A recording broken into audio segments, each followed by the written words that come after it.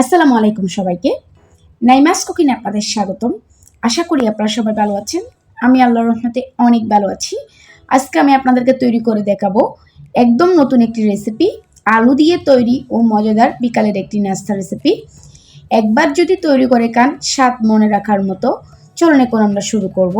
রেসিপিটি তৈরি করার জন্য প্রথমে একটি মিক্সিং বোলে নিয়ে নিচ্ছি 1 কাপ ময়দা, দিয়ে দিচ্ছি সামান্য কালো জিরা, সামান্য লবণ।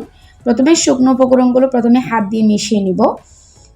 মেশানো হয়ে গেছে। এখন আমি অল্প অল্প নর্মাল তাপমাত্রার পানি দিয়ে একটা ডো তৈরি করে নিচ্ছি। ডোটা আমার তৈরি করা হয়ে গেছে। এটাকে ঢাকা দিয়ে আমি 20 মিনিট রেস্টে রেখে দিচ্ছি। এখানে 2টা আলুকে আমি ফ্রেঞ্চ ফ্রাইয়ের মতো লম্বা লম্বা করে কেটে নিয়েছি। এরপর ঠান্ডা পানির মধ্যে সামান্য লবণ দিয়ে আমি ভিজিয়ে রাখবো 10 মিনিট। কিছু আলু আমি সিদ্ধ করে হাত দিয়ে ম্যাশ করে নিয়েছি। তার মধ্যে দিয়ে দিচ্ছি একটা পেঁয়াজ কুচি, পেঁয়াজগুলোকে একটু ছোটো ছোটো করে কেটেছি। তার মধ্যে দিয়ে দিচ্ছি কিছু কাঁচামরিচ কুচি, তারপর দিয়ে দিচ্ছি কিছু ধনেপাতা, তারপর দিয়ে দিচ্ছি হাফ চামচ চাট মশলা, হাফ চামচ জিরা গুঁড়া, স্বাদ মতো লবণ। এখানে একটা রান্না করা চিকেন আমি ছোটো ছোটো করে হাত দিয়ে ছিঁড়ে এরপর দিয়ে দিয়েছি। এখন সবগুলো উপকরণ হাত দিয়ে মিশিয়ে নিলাম। এটা হয়ে গেছে, এটাকে একটা সাইডে রেখে দিচ্ছি। 20 মিনিট পর ডোটা দেখে নিচ্ছি। ডোটা আগের থেকে অনেকটা সফট হয়েছে, তাও আমি হাত দিয়ে 2 মিনিট একটু মতে নিব। এখন আমি ডোটা নিয়ে নিলাম বোর্ডের মধ্যে। তার মধ্যে 2টা ভাগে আমি ভাগ করে নিয়েছি। প্রথমে একটা ভাগ নিয়ে নিলাম, নিয়ে আমি পাতলা করে একটা রুটি বেলে নিব। পাতলা করে একটা রুটি বেলে নিয়েছি। এখানে একটা স্টিলের গ্লাস নিয়ে নিয়েছি। আমি স্টিলের গ্লাসের মাধ্যমে এই নাস্তার শেপটা কেটে নিচ্ছি। এভাবে করে আমি 4টা রুটি তৈরি করে নিয়েছি।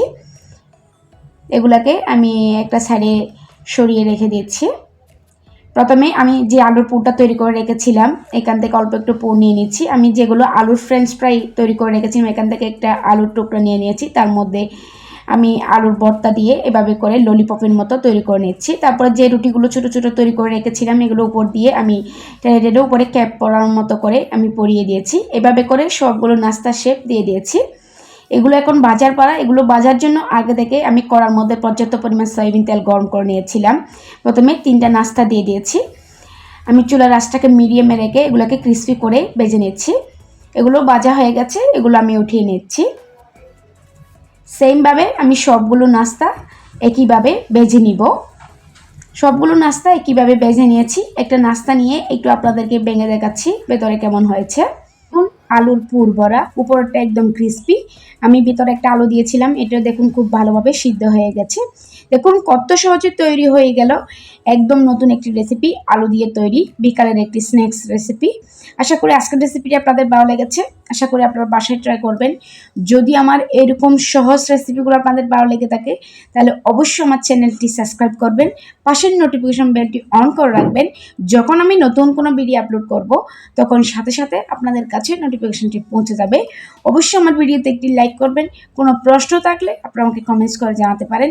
সবাই ভালো থাকবেন, সুস্থ থাকবেন, আমার জন্য দোয়া করবেন। আল্লাহ হাফেজ।